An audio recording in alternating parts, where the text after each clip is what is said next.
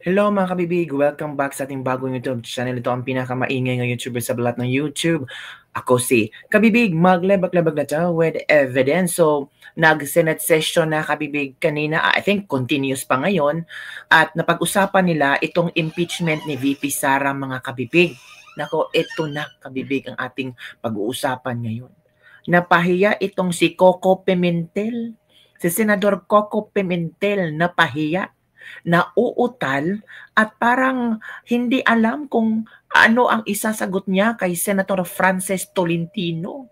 At itong si Senator Francis Tolentino ay nagbigay ng manifestation na ipa-dismiss na ang VP Sara impeachment kung aabot ito sa 20th Congress. Nako, mga kabibig, bardagulan, sagutan, at makikita mo talaga kung sino sa mga senador ang may alam at sino sa mga senador ang gusto lang ma-impeach si VP Sara kahit mali-mali ang proseso. Nako, nagsimula na ang bangayan mga kabibig. Kanina lang nagsalita si Risa Hontiveros na ang sambayanang Pilipino daw ay talagang naghihintay at atat na sa impeachment ni VP Sara. Sa impeachment case ni VP Sara, atat na at parang napapagod na sa paghihintay kung kailan magsimula ang hearing. Nako po, ito muna si Coco Pimentel. Nahalata si Coco Pimentel ba? Ito si Coco Pimentel, halata talagang mag-yes into na ma-impeach si VP Sara. Pero nung tanungin siya ni Francis Tolentino, ay nauutal. Naghahanap ng kung sinong tutulong sa kanya para sagutin ang tanong ni Francis Tolentino. So eto kabibig ha, manood tayo ng video kung saan talagang napahiya si Coco Pimentel. Oo mga kabibig, ang tanong kung tatakbo itong ulit si Coco Pimentel, mananalo kaya ito? Nako, ewan ko, malapit na ang 2028. Dapat sana you know how to play your cards. Pero parang gusto yata nilang, si VP Sara gusto lang ma-impeach. Ito na kabibig. Sa Ligang Batas ng Pilipinas, 1935, 1973, 1987 na carry over. Mr. President, I will respond directly to the question. Wala pong nakasulat doon that it shall carry over. Hence, it is my humble opinion that the trial of the current impeachment case, now pending before the Senate of the 19th Congress, can cross over or continue from the 19th Congress to the 20th Congress.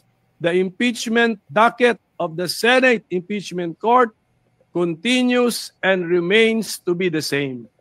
So thank you very much, Mr. President, my dear colleagues, for your time and attention. Mr. President, kanina po narinig ko yung ito na. precedents ng binanggit, Your Honor, Senator Pimentel. Would the good gentleman agree that the reason why the position of constitutionalists, textualists for that matter, on this issue is that the Constitution is silent as to the word carry over, cross over, continue. Meron po ba nakalagay sa Constitution? Sa Saligang Batas ng Pilipinas, 1935, 1973, 1987 na carry over. Nagisa si Coco Pimentel. Nagisa si Dodong. Nako, ano kaya isasagot niya, no? Ginisa sa sariling mantika ba?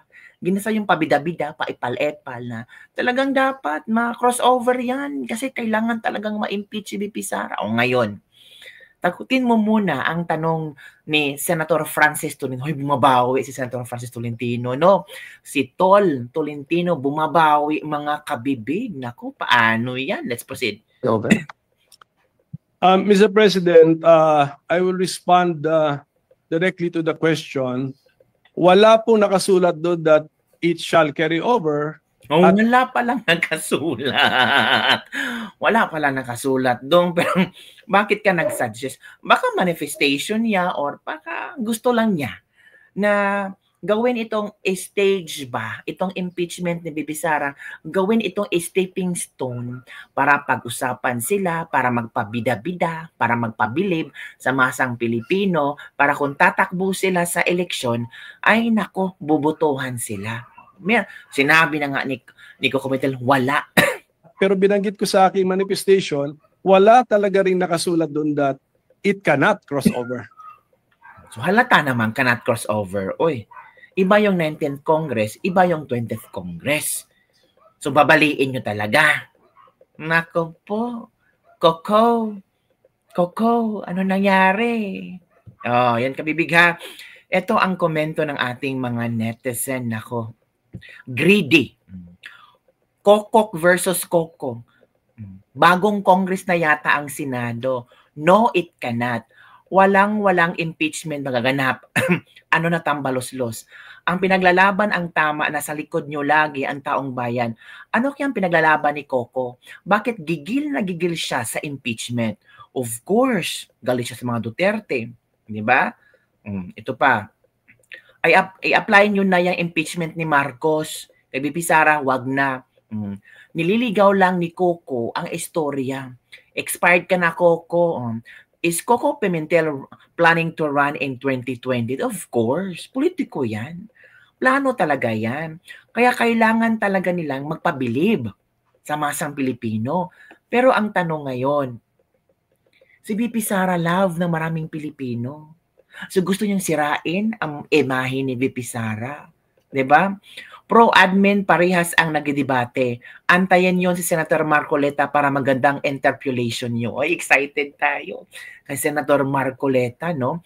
Pero mga kabibig ha, believe ako kay Francis Tolentino kasi nag-create siya ng manifestation that impeachment case versus VP Sara functionally dismiss kung di matatapos sa Hunyo 30. Naku, malapit ang Hunyo 30.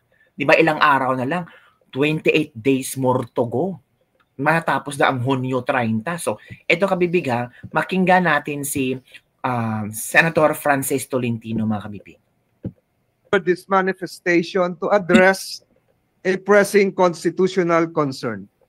Mr. President, the Senate received the articles of impeachment against Vice President Sara Duterte 117 days ago. Yet the trial required by Article 11, Section 3(4) of the Constitution to proceed forthwith will begin only on June 11, dangerously close to the end of the 19th Congress. This delay compromises due process and undermines our role as an impeachment court. Under the 1987 Constitution, the Senate of each Congress acts separately and independently of the Senate of the Congress before it. Only 12 senators remain after each election, insufficient to form a quorum. Thus, unlike the U.S. Senate or the Philippine Senate under the 1935 Constitution, we cannot carry unfinished proceedings into the next Congress. Allowing the 20th Congress to take over this trial would be ultra vires or beyond our constitutional power. Jurisdiction over impeachment is exclusive to the Congress that receives the complaint. Oh, okay. Supreme Court rulings in Neri versus Senate and Balag versus Senate and our own Senate rules, Rule 44, Section 123, confirm that all legislative and investigatory matters terminate with the expiration of a Congress. Oh. This principle is affirmed internationally. Jefferson's Manual provides that unfinished business do not carry over into a new Congress. Correct. If we cannot conclude the trial before June 30, 2025, we must recognize this impeachment case is functionally dismissed by constitutional operation and no action can be taken by the 20th Congress on the matter for lack of constitutional authority. Alak ka. Nako, functionally dismissed. Kung hindi matatapos nila sa hanggang June 30, hindi nila pwedeng ipagpatuloy sa 20th Congress. Kaya yung nag-manifestation din si Coco Pimentel, sinupalpal din ni Tolentino si Pimentel, hindi na, nagpahiya, nahiya, di ba? So sana ma-approve itong manifestation, makikita nila na useless lang itong impeachment ni BP Sara. Nako po. Kahit i-impeach pa niyo si BP Sara, magkaso-kaso kayo dyan. Maraming senador ang magno sa impeachment ni VP Sara. Let's proceed. Mr. President, kahit anong pilit, hindi maitatawid, lalo na't kung lalabag sa saligang batas. Correct. Let this manifestation be entered into the official records and journal of this chamber. I will likewise submit a... Yun, kabibig. Yun ang nangyari. Si Tolentino, grabe si Tolentino, no? Parang iba ngayon si Tol, parang palaban yata. Ito ha, pagpatuloy natin itong Senate hearing la kanina, pagpagigyan natin si Coco Pimentel. Grabe si Coco Pimentel. Oo, parang galit, gustong manakit. Ito. Let's watch this video, kabibigan. Okay, let's watch this video. Your Honor, to resolve this matter in due course in the next couple of days. Mr. President, yes. If I can direct this question to the good minority leader, the Senate, even if not acting as an impeachment court, pwede po bang tumanggap ng mga non-members of this chamber to speak or make a presentation, presentment? Di po ba naaalala natin ng mga nakaraang panahon, pumupunta rito yung President of Vietnam, if I'm not mistaken, distinguished guests of this chamber are allowed to speak, not just honored. Ganun po ba yung sinasabi nyo? Na baka are the members of the House, though constituted as panel of prosecutors, can they enter the Senate, this chamber, constituted as a plenary or as an impeachment court or both? Pag pinapayagan ng Senado. Baka ganun po siguro ang gustong malaman ng ating minority leader. Just for the information of the majority leader, yung appearance of the House prosecutors before the Senate kanina sanang 4 o'clock, June 2, appeared in the impeachment calendar prepared by the Senate President. Hindi ako may idea nun. At saka, when we read our Senate impeachment rules, wala din dun yun. So they will be appearing before an impeachment court. That's why this is the request for information. Now, what did the Senate President have in mind when he scheduled this for June 2? And I think it's clearly, since 4 p.m. siya, it's clearly an appearance before Senate. Yes. The plenary session of the Senate. Again, the basis is U.S. practice. That is how they do it in the United States, where we lifted US na portions of naman. our own impeachment rules. That's where it US came na from. naman ang binabasihan nila. Practice and precedents in the Yun United tayo. States. And per our legislative rules, we can waive the rules so that we can allow suspend the non-members rules to allow speak. it. Diba dito, recently nagsalita rin si former UN Secretary Korean, General. South Korean. Huh? The South Korean. Yes, the UN Secretary General. So That can be so we allowed. can do it. Yes. Again, that can be allowed. Again, plenary action is necessary, and the plenary will decide on this matter.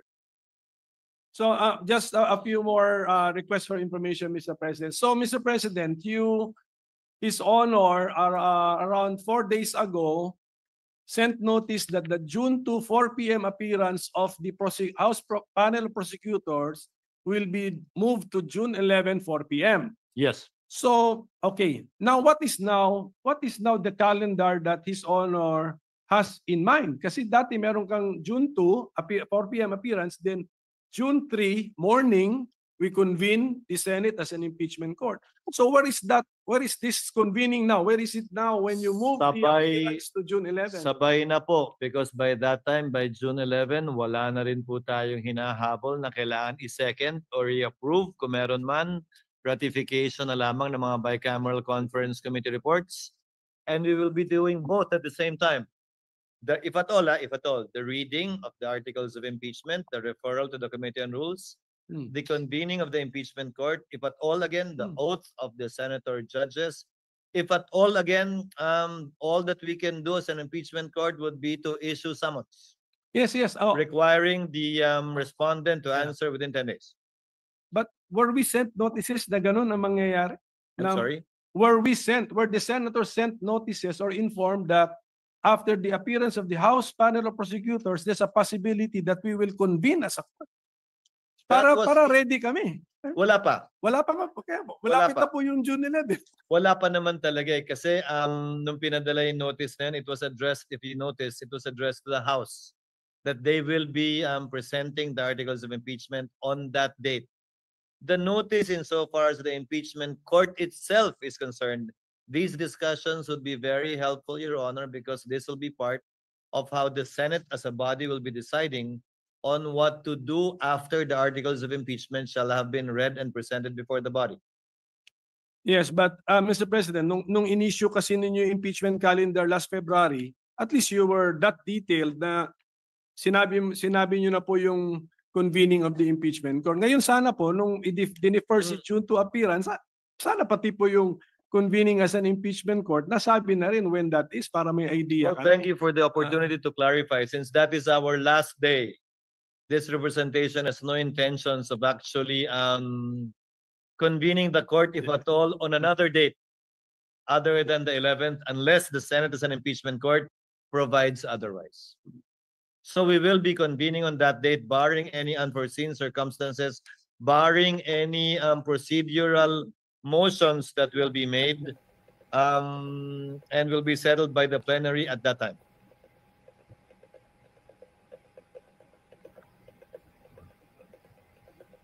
Ay, nag-usap-usap si Risa at si Coco Pimentel. Nako, may pinaplano. Ano kaya? Well, Mr. President, it was just, ito lang for the consumption of our staff and secretariat. It was just pointed out to me that the rule that we mentioned earlier, second paragraph of Rule 3, yung first paragraph pala, it provides that nakapag-oath na. Nakapag-oath na ang member. So if that is now the dividing line, we have crossed the line. So Senate na po ito as a court. So tingnan na lang po muli, Mr. President. Mr. President, Your Honor, the first paragraph refers to consideration of the articles of impeachment. The second paragraph, we were not part of the Senate that wrote these rules. The first paragraph, it mentions the word consideration. The second paragraph mentions the word presentation. In terms of time, presentation should come first before consideration, although as it appears in our rules, consideration was mentioned first in the first paragraph and before presentation in the second paragraph. But in terms of order, Your Honor, presentation should logically come first before consideration of the articles of impeachment. And then For there is nothing to consider unless presented. And then in the next breath, it talks about the trial na. Yes, again, we had no part in writing these rules. Excited si Okay, I Pimentel. will not Yes, want to critique it as well because during those times, perhaps, this was apt and sufficient. So, okay, so Mr. President, maybe now, kasi ang media nagtatatanong sa akin, pinapa-speculate pa ako na, just for the record, what is now the reason that His Honor has taken the initiative to reset the June 2, 2025, 4 p.m. appearance of the panel of prosecutors before the Senate plenary to June 11, 4 p.m.? What's It was what's in the main letter reason, Mr. addressed to Speaker Martin, copy furnished to all of the senators as well as Vice President Sara Duterte.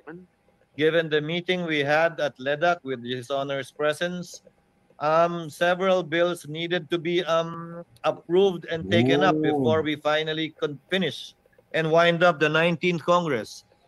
Meaning to say, some bills need to be approved on second reading within the week today, so that we can do third reading next week. Some bills have to be approved on third reading today and within this week, so that bicameral conference committees can finalize and iron out the disagreeing provisions between the Senate and House versions, so that we would still have time next week to either ratify these bicameral conference committee reports or still do third reading in compliance with the constitutional requirement of 3 readings on 3 separate days, at least 3 days after it's approved and second reading.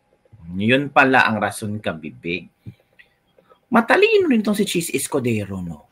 So ano, Kabibig? Madidismiss kaya itong impeachment ni BP Sara? Matutuloy kaya o aaprobahan kaya itong manifestation ni Senator Francis Tolentino? Maghintay-hintay tayo ha. Don't forget to like, subscribe, and share this video. Bye everyone. See you next time.